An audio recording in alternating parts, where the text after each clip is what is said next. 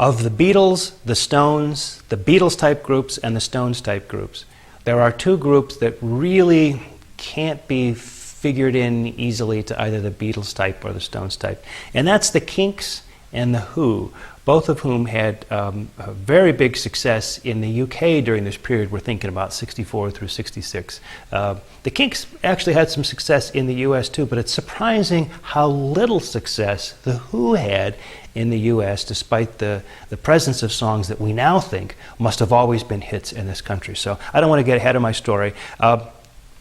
The thing about the Kinks and the Who, and one of the reasons why they don't fit into this classification, is because they both depend on powerful and aggressive music, and it's the powerful and aggressive kind of thing that makes them seem like they might be a little bit more like the Rolling Stones in the sense of the blues influence and the power and the guitar domination and the really sort of strong and aggressive kind of music. But then both groups have got clever and thoughtful lyrics, where there's an emphasis on sort of developing a real sort of songwriterly kind of approach to lyrics, and that seems to fit more with the Beatles and John Lennon and Paul McCartney, and really less with Mick Jagger and Keith Richards. And so they blend these two kinds of things together, this songwriterly component, either it's Ray Davies for the Kinks or Pete Townsend for the Who, together with a kind of a sort of a powerful approach to the music, and kind of blend together qualities of the Stones and the Beatles to create their own style that doesn't really fit easily into the Beatles type or the Stones type. Now, as I said before, neither group really broke as strongly in the States as the Beatles or the Stones. And the Kinks had more single success. They had a little bit of problem supporting their success in the United States because they somehow managed to get themselves banned from the country. I think they were kind of like a wild bunch. I think they got themselves into trouble while they were here, and the immigration people said they weren't interested in giving them visas to come back. And without the ability to come back and really promote the music in this country, they were a little bit hamstrung in terms of their sales here. The Who never really had much success. It wasn't really until a song called I Can See for Miles from 1967 that got to #9 that they really had any success. Their success in this country really starts with Tommy, and that's outside of the consideration of this week's class. We'll deal with that when we talk about psychedelia. Tommy is from 1969. When we think about Kinks tunes, I think about tracks like You Really Got Me, which was a #1 hit in the UK, #7 in this country in 1964, a very sort of strong and aggressive kind of tune, starting with a guitar lick, maybe a little bit influenced by something like Louie Louie. You Really Got Me, of course, covered later by Van Halen in the late 1970s. All Day and All of the Night, very, very similar to You Really Got Me. If you're a guitar player, you realize that the kind of moves you have to make to play You Really Got Me are really only changed a little bit to play All Day and All of the Night. And so here's an element that we see of the craftsperson kind of thing. The Kinks had something that worked with You Really Got Me, so they changed it just a little bit and came back with almost the same thing with All Day and All of the Night. And as frequently happens in the popular music business, the first one, You Really Got Me, went to #1 in the UK charts, and the second one got to #2. So they were both hit singles. The second one also getting to #7 in this country in 1964. Tired of Waiting for You also uses a chord progression very similar to You Really Got Me and All Day of the Night, although now it's arpeggiated out, so it's changed a little bit, so the similarity is not as obvious. That one went to #1 in the UK, #6 in this country in 1965. Until the End of the Day uses a lot of the same kinds of features, going to #6 in the UK in 1965 and not charting in this country. Ray Davies was to go on and as John Lennon's lyrics started to turn more philosophical, and as Dylan became an important performer in the summer of 1965, his lyrics would start to get much more philosophical, reflecting on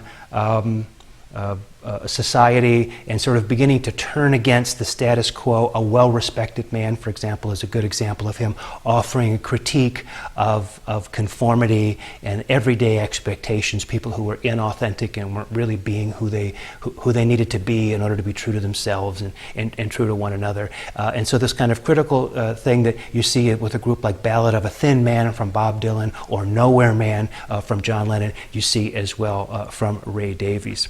We turn our attention now to The Who, a group that really is, in many ways, a real collection of very colorful figures. Pete Townsend, the guitarist, a great songwriter, the guy who sort of writes and thinks all the big ideas for the group, but does only some of the singing, some of the harmony singing every now and again, some lead singing. The singing is given over to Roger Daltrey, who, many ways, as Robert Plant would become later into the late 1960s and the 1970s, kind of a sexy lead singer kind of guy who just did nothing but sing the tunes. Maybe in many ways a kind of very much a kind of a Mick Jagger or Elvis Presley kind of figure. You've got this wild drummer by the name of Keith Moon and a virtuosic bass player by the name of John Entwistle. And between the four of them, you get this power trio with vocals doing powerful music with increasingly sophisticated lyrics and concepts behind it. The first big hit that we think of when we think of The Who is My Generation. Went to #2 in the UK in 1965, but many people are surprised to find out that that was never a hit in 1965 in the US. In fact, it never even made the charts. We often think that it did because The Who got so big in the 70s that all of those early 60s hits got played on the radio all the time, and now they've been rolled into the classic rock radio format. So it's like they've always been hits. But at the time, My Generation was not a hit. Not only was it not a hit, but I Can't Explain, another tune that we hear all the time, was #8 in the UK in 65. It was never a hit in this country. Substitute, another big song from 1965, #2 in the UK, nothing here. And as I said before, I Can See for Miles was the first kind of breakthrough, but already that's 1967 for The Who. As I said before, the big breakthrough is going to be Tommy in 1969. The thing about The Who is that they were part of a movement that happened in the UK that never really caught on in this country called the Mods. If you've ever seen the movie Quadrophenia, you should check it out. Sting plays in the movie. It's an interesting film. It's a kind of a movie interpretation of the Who concept album Quadrophenia. But it's set in Brighton Beach, where there was a famous riot between two groups of young people who had very different values. The rockers, who were kind of, the leather jacket, greased back hair type, chains, big sort of Harley motorcycle types, and the mods, who were very sort of well coiffed and hygienic, and didn't so much drive big motorcycles as they drove like little Vespa scooters and that kind of thing, much more sort of pop dandies in a certain kind of way. Anyway, one weekend they ended up down at Brighton Beach and got into a fight. It was a riot that took over the whole city, and it made all the papers, and it was the mods versus the rockers. Well, it turned out The Who were the band of choice for the mod movement. We never really had a mod movement in this country, but the mods used to like to listen to Motown records. They danced a lot, and The Who was their sort of iconic band. They were part of this mod thing. The mod and rocker situation in the UK shows up in the Beatles' Hard Day's Night, by the way. There's one place in the movie where they're being asked a rapid flurry of questions, and so they say things like to John Lennon, how did you find America? And he says, turn left at Greenland. And they ask Ringo, are you a mod or are you a rocker? Referring, of course, to this Brighton Beach thing. And he says, I'm neither, I'm a mocker. Of course, nobody in 1964 in this country would have had any idea what they were talking about, but it would have been funny, and it would have been something that people in the UK would have understood immediately if they knew anything about the popular culture that was going on there at the time. So The Who are the band that's associated with the mods, and it's that association that sort of drives them to the top of the charts, or at least it's part of it that drives them to the top of the charts in the UK. But of course, there was no mod movement here. Their music never really made the transition to America. Well, now we've talked about the Kinks and the Who, and it's time for us to reflect for a minute on what we've talked about during this entire week of lectures. The British invasion, as it turns out, opened up new opportunities for British artists in the UK, and in this not only in the UK but in the US, and this had the American music business shaken up by these new arrivals. The fact, this is actually kind of a repeat of something that we've seen already. When all of a sudden, in 1955, 1956, 1957, all of these records from independent labels started to cross over into the mainstream pop charts, and they were edging out records by major labels, and the major labels were scrambling to be able to produce their own versions of these records.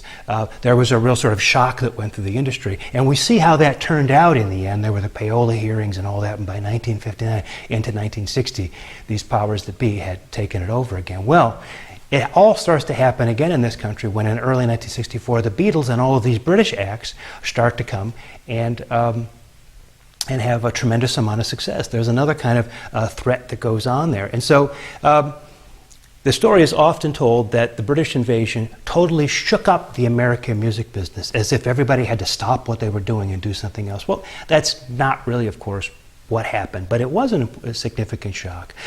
In some ways, some parts of the American music business continued as they were. As I mentioned last week, Phil Spector had a hit with the Righteous Brothers' You've Lost That Love and Feeling in 1964.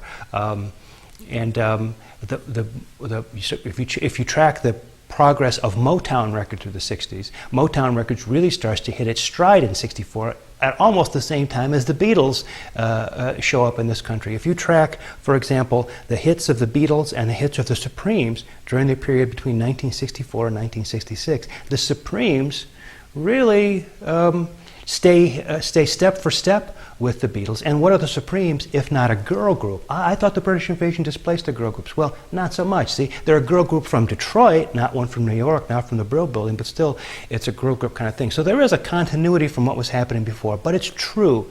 The Beatles and the British invasion did shake up the music business. But by the summer of 1965, the American bands would be back. It would be folk rock, it would be Dylan, it would be the Byrds, it would be a new kind of Southern California kind of sound and focused in the music business. And it's to that American response to the British invasion that we turn in next week's lectures.